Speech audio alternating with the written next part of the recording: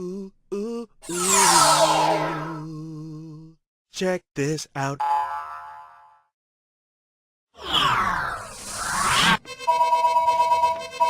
Oh, Assalamualaikum. Hello? Yes?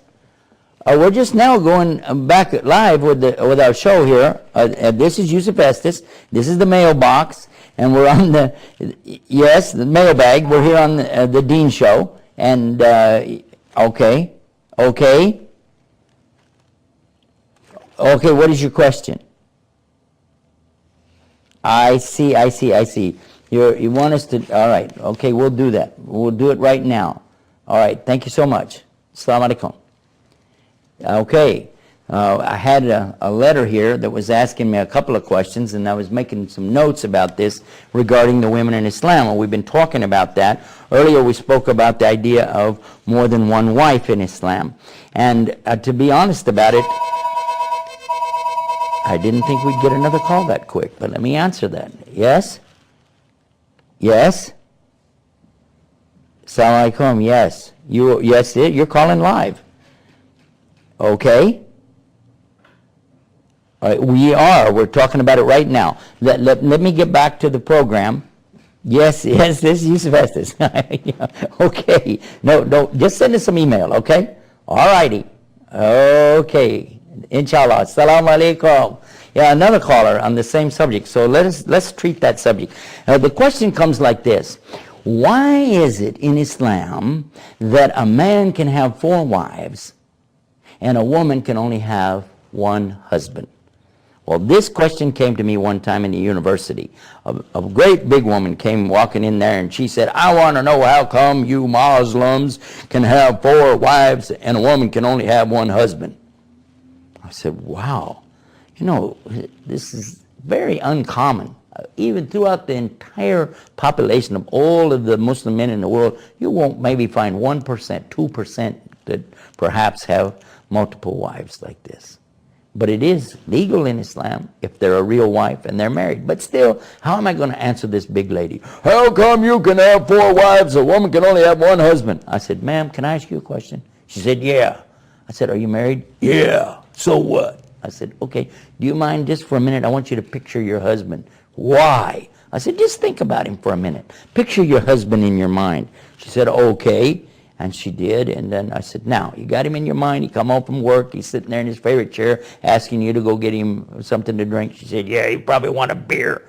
I said, okay, but anyway, now, you got this in your mind? Yeah. I said, would you like to have another husband just like him? She said, oh, my God, no. I said, well, then what do you want 4? But to understand, this is not about some kind of, sexual thing that people have going on in their minds, some kind of wild fantasies. This is about being responsible in marriage for your family. So if a man has more than 1 wife, he's responsible, fully responsible for the second wife, just like the first, to have a house, transportation, education, medical benefits, food, clothing, all the things that he has for one family, he must provide for the other. That's an order in Islam. Otherwise, you can only have 1 wife. And as I've already said, most Muslims don't. But for sure in Islam, boyfriend, girlfriend is not permitted. There's no limit in most societies on how many girlfriends a man can have, or boyfriends for that matter now.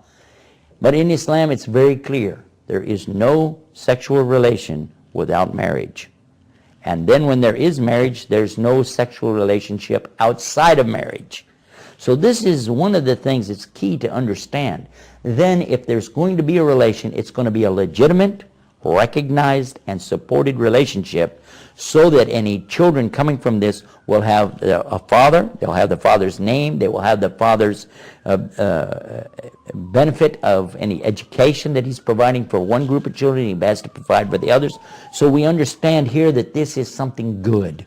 This is something fair. In a world that we live in today, with such chaos and so many awful situations going on, children being abandoned in the streets and crime everywhere, and the things that we see, much of this could be avoided if what? If the children had good parents taking care of them.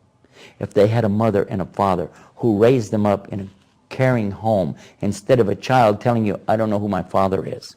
And how about this? I met one, he said that he didn't know who his father was. He said, and my mother didn't know who her father was. Now, what kind of society is this? Islam does not tolerate that. If there's going to be a relationship, it will be an ordained, sanctioned, and contractual relationship where both parties are taking benefit and not one over the other. This is very important to understand in Islam. And by the way, before we leave the subject, and the caller was reminding me about this, and I'd like you to think about it. In a society where a man can only marry a woman who's not married. Now think about this. I cannot marry a woman if she's already married. That's what Islam says. But the woman is allowed to marry any man as long as he doesn't already have 4 wives. So in a society where you have so many women and so many men, a man can only choose from the women who are not married. But the woman is free to choose from any of the men as long as he doesn't have 4. And she can observe how he treats the other woman and know, hey, he's got to treat me the same way. And if he doesn't, he's in big trouble.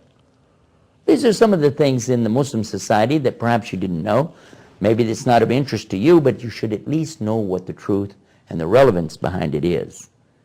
Well, if you want, you can call us or write to us. It's right here on the mailbag on the Dean Show. Till next time, peace. Assalamu alaikum.